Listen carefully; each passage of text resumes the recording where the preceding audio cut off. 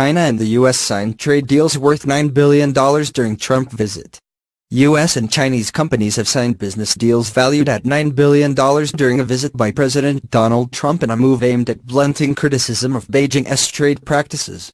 The deals, worth 6.84 billion, came as Mr. Trump began his two-day visit to China, where trade and North Korea were expected to dominate talks with Jinping. White House insiders view Mr. Trump's visit as the centerpiece of his lengthy Asia tour. The U.S. leader, who has mired in consistently low approval ratings at home, will encounter the newly emboldened Chinese president, who recently consolidated power in his country.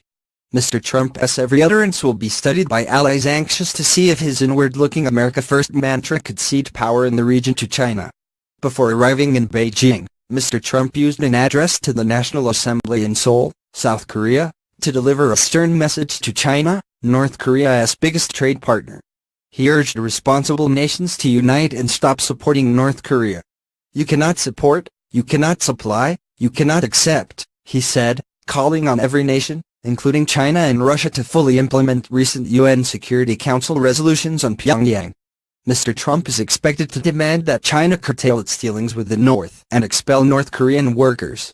He has praised China for taking some steps against Pyongyang but urged them to do more, as administration officials believe the border between China and North Korea remains a trade corridor. He said, "I want to just say that President 11 has been very helpful. We'll find out how helpful soon. But he really has been very, very helpful. So China is out trying very hard to solve the problem with North Korea." The White House is banking on Mr. Trump's personal rapport with Mr. 11 to drive the negotiations. The U.S. president has frequently showered praise on Mr. 11, who recently became the nation's most powerful leader in decades, and has taken a trip to Mr. Trump's Florida estate for a summit. "He is a powerful man. I happen to think he is a very good person," Mr. Trump said in an interview recently. Now, with that being said, he represents China, I represent the USA, so, there is going to always be conflict. People say we have the best relationship of any president, because he is called president also. Now some people might call him the king of China. But he is called president. Mr. Trump and First Lady Melania Trump were greeted at the airport by dozens of children who waved U.S. and Chinese flags and jumped up and down.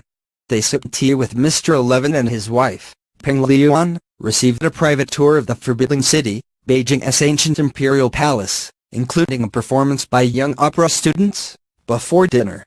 Mr. Trump said afterwards that he is having a great time in China.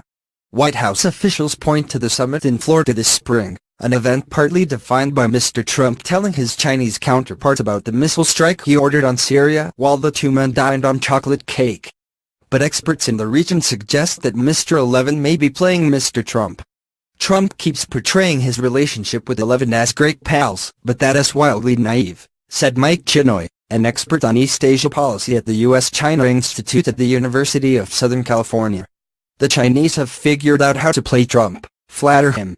And there is nothing the Chinese do better than wow foreign diplomats. Mr. Trump talked tough during his campaign about fixing America's trade relationship with China,